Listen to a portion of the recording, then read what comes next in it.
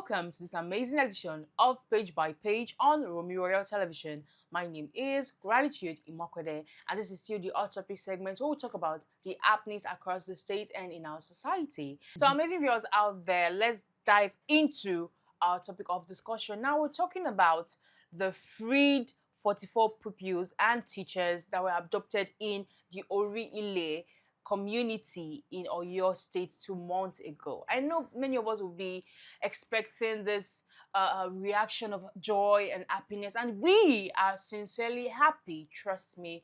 But there are so many questions raised from the hearts of Nigerians to the release of the captives. Why would you show the faces of the captives and not the faces of the captors, if that makes any sense? Why are you shielding them from the society, from us to see that these are the people that have held them for 3 months? And also, so many people are still talking about the reaction of these children. If we have psychologists, if we have people that are really good with reading expressions and all of that, you would notice something about them. Comparing this to the release of the children and mothers in Ekiti State, you would notice that they really passed through torture and so many things that we cannot even fathom or imagine. But compare that to this, it's raising questions. Honestly, what I think about this is it's looking like a political scandal. Okay. You get why I have a lot of questions, like always. You get me? I have a whole lot of questions. Why is it that they are being released now? If you know the location of these people, like some people have come out to say that the government know the location of these people, why then is it that it is few months to the election? So it's be like, oh, the government is doing well, when it's the same government who have put these people in this precarious situation. Why is it that our people cannot just live in safety? The situation of this country is so bad. I had to go, I did a research, and from 2023, May of 2023 to May of 2025, over 10,000 people have been by bandits. And let me read out some facts I was able to gather. According to SBM Intelligence 2024 report, 7,568 people were adopted across 1,130 kidnapping incidents. This was just between July of 2023 to June of 2024. Just in 1 year, 7,000 people kidnapped, over 1,100. So it goes to show that these people have done absolutely nothing. Let me give you the amount the kidnappers demanded for. They've demanded for over 11 billion naira.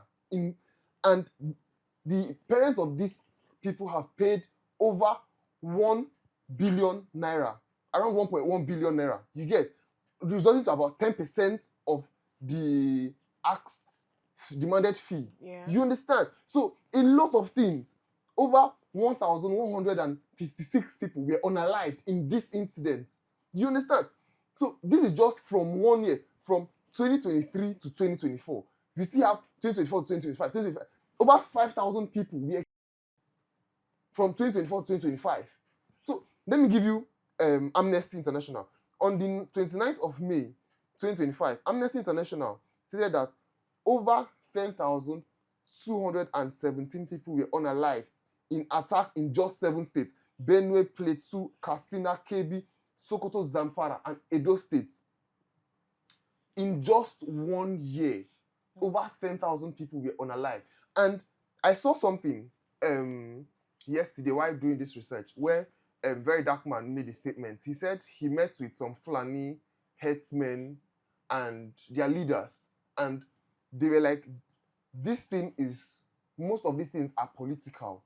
You get, in the sense that most of these politicians, let's leave the kidnap case and talk about the headsmen, for example, for a little a minute.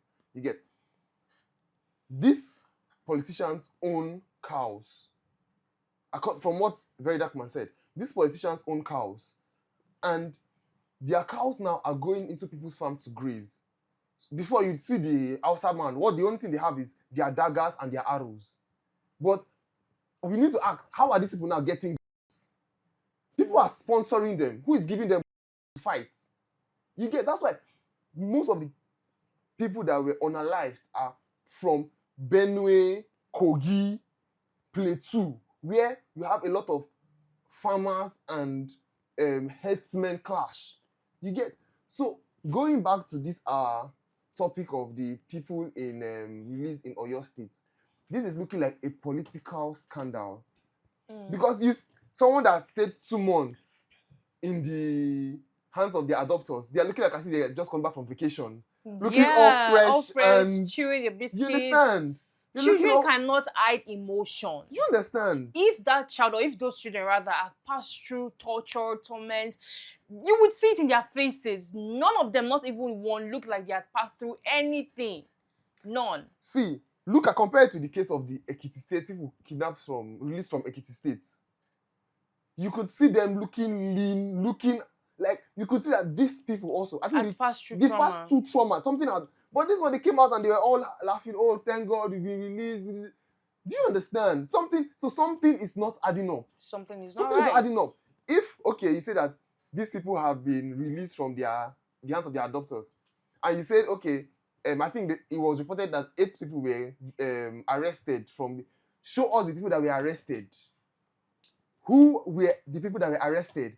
Because if it's the case of maybe Yahoo boys were arrested by the EFCC, you see them, they'll be paraded and they'll with placards. You understand? They'll hold a placard their phones, their gadgets, all of it will be displayed. So show us the people that were kidnapped as you've done. Show us the people. You say you people. Show us the bodies of the people that you've. Also show us the people, the body of the kidnappers that you arrested. You get the people you're unalived. Show us their body. Let us know that okay, you are saying that these people were unalived and we've seen it. Okay, these are corpses. Do you understand? So not coming to play politics, okay, because the elections are approaching. Oh, the President Bola Ahmed Tinubu's government have done well. You put us in this situation in the first place. So if you're coming out to take praises for it, something needs to be like something is wrong. You put us in this situation and you're coming out to take us. That's what my mom would say. Mom would say this is medicine after death. You get after the person has died, you're not coming to administer first aid. CPR. Do you understand? So what are we doing? What? There are 2 sides to this thing.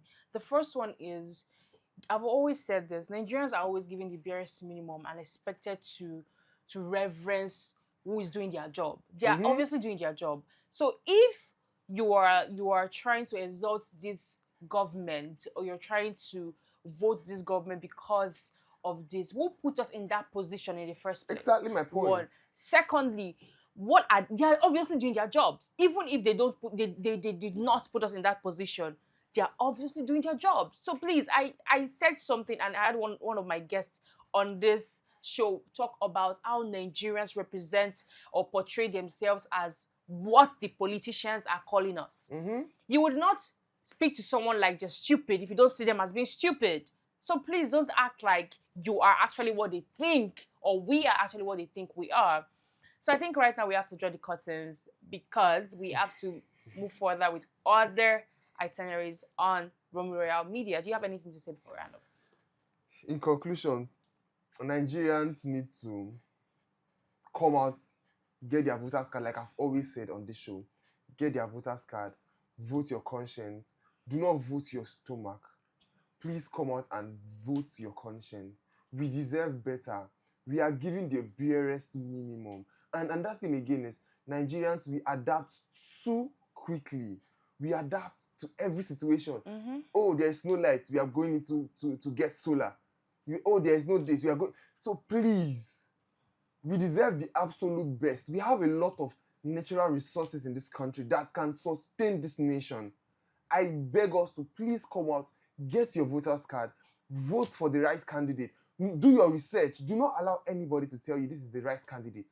Do your research, vote for your conscience, and together we'll be able to make Nigeria a better place for me and you and for our children to come. I think we've gone beyond pleading to Nigerians to do the right thing. I mean, we are all adults. You should know the right things to do and the right things, or the things not to do, rather. So please, what am I saying? I'm not saying please, do the right thing. Make sure you do the right thing. And some people would say, Nigeria is the most religious country. Nigeria is because we are praying for the basic things. We used to see people in other countries praying to go out and come back in safely. without being kidnapped, without being molested, without being robbed. No, we're praying for the things that are meant to come naturally.